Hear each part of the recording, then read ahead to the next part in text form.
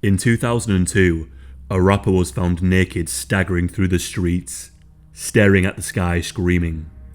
He was covered in human blood, holding a human lung in his hands, and it seemed to have a chunk missing.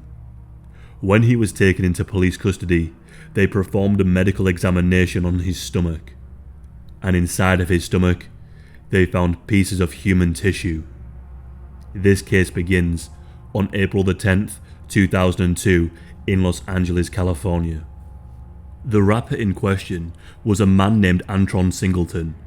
He was born in Texas on September the 15th, 1973, and from the young age of 7, he had a keen interest and passion for writing and reading poetry, and he was quite talented too. As he grew older, he became influenced by the emerging hip-hop culture, and at around 17 years old, he decided that he wanted to try his hand at rap, and he began a career in the genre. His first stage name was G Spade, but due to being 6'7", he was given a new name, Big Lurch, inspired by the character from the Addams Family. As he began getting a name for himself in rap, he started working with artists such as RBL Posse, Sibo, and E40. But just as he got his foot in the door, Tupac and Biggie had died, the two big artists in rap that pushed the genre into the mainstream. Their deaths resulted in the genre becoming somewhat unstable and uncertain. But soon, Eminem had emerged on the scene, and became incredibly popular very quickly, with songs about killing his ex-wife Kim Mathers. Big Lurch was heavily influenced by this after seeing his popularity skyrocket. So, he went in the direction of horrorcore, or horror rap, and as the name suggests, its themes contained extreme violence and aggression. And it was this that prosecutors would later say was a telling sign of what was in his mind. Big Lurch rapped about some pretty dark topics, and often included serial killers such as Jeffrey Dahmer and horror movie villains like Freddy and Jason in his lyrics. On the 16th of September 2000, just one day after his 24th birthday, he collided with a drunk driver that hit his car at some serious force. The impact of the collision broke his neck, and resulted in him being in excruciating pain.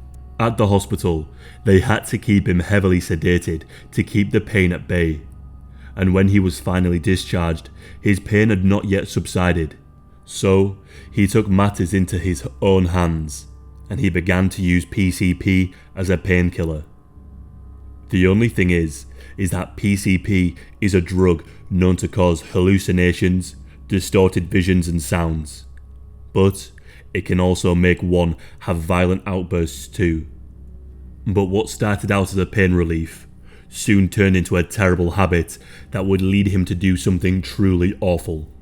Big Lurch would participate in week-long benders and stay high for weeks at a time, and was often in really bad delusional states. But during one particular session on the drug, things got seriously bad. At the end of April 2002, Big Lurch woke up from a 2-week PCP-induced coma. He was asked if he remembered anything. Lurch said the last thing he remembered was thinking that the world was going to end and that he needed to find and kill the devil. He was then told the disturbing reality of what he had done before slipping into the coma. What I'm about to share is incredibly disturbing, so I do warn you before I proceed. The official story is that on April the 10th, 2002, Big Lurch was partying with friends at his apartment. Lurch had 2 housemates, Thomas Moore, who was a known criminal and gangster, and Tanisha Isaias. According to Thomas Moore, he and Big Lurch were in the apartment smoking PCP. A group of the friends in the apartment partying also joined in, and Big Lurch would later say that they kept passing him the pipe. At some point, Big Lurch kicked everybody out of the apartment, apart from him and Tanisha. So, he and Tanisha were alone. It's said that Lurch came behind her and picked up a child scooter that belonged to one of Tanisha's children. He then swung it over the back of her head, and she fell to the floor. Big Lurch then got on top of her with a knife. He then plunged it into her chest, creating a cavity. He then put his hands into the hole and opened up her skin. He then pulled her ribcage apart, exposing her internal organs. After he did this, he ripped out one of her lungs and plunged a 3-inch blade into her shoulder blade. Teeth marks were found on her face and body too. It wasn't until later on, when Tanisha's friend Alyssa came over to visit, that she found her friend dismembered on the floor with her internal organs exposed. Big Lurch had no recollection of this ever occurring, but it was soon after this when the police found him naked, covered in blood, screaming at the sky. The trial began, and the prosecutors received special access to his album, which was titled It's All Bad, and they used his lyrics against him in court. On the song I Did It To You, he raps about Freddie, Jason and Michael Myers, and real killers like Jeffrey Dahmer and Charles Manson. The prosecution team pushed this as evidence that he had a fascination with killers, and had fantasies about committing his own murder. Big Lurch was found guilty of the murder of Tanisha. But is this really what happened? Well, some people aren't totally convinced. Even the victim's mother doesn't believe that Big Lurch was the one who killed her daughter. Let me delve a little deeper. Tanisha's mother firmly believes that her daughter was murdered by her boyfriend Thomas, and that Big Lurch happened to have found her lung on the floor after Thomas had killed her. And because he was in such a delusional state, because of the PCP, he began to consume it under the impression that it was a piece of meat. On the night of the murder, Tanisha actually had packed her bags ready to leave her boyfriend because he had been hitting her. Thomas was also known to be violent and a known gang member. There was also a bloody handprint on the scooter that was used to hit Tanisha over the head. But the handprint didn't belong to Big Lurch. There was also bloody fingerprints and bloody footprints in the house that didn't belong to them either. Big Lurch also claimed that his lawyer didn't represent him adequately too. His lawyer was also the owner of Stress Free Records, which was the record label that signed him. Big Lurch said that his only strategy was to make him appear as insane as possible to ensure a successful not guilty plea on the grounds of insanity. But his lawyer knew full well that you can't use drugs to claim insanity in a Californian courtroom. The bite marks on the victim's face didn't actually match with Lurch's teeth. Yet, this was not investigated further, as his lawyer didn't believe it would serve the insanity strategy. Big Lurch claimed that he had a pit bull at the time of the murder, and that he believes that the bite marks would have been due to the dog.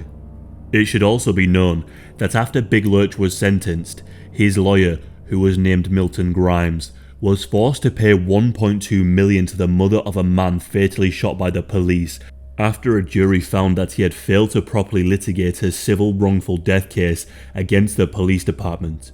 So, it's not totally beyond the realm of possibility that he could have poorly represented Big Lurch too.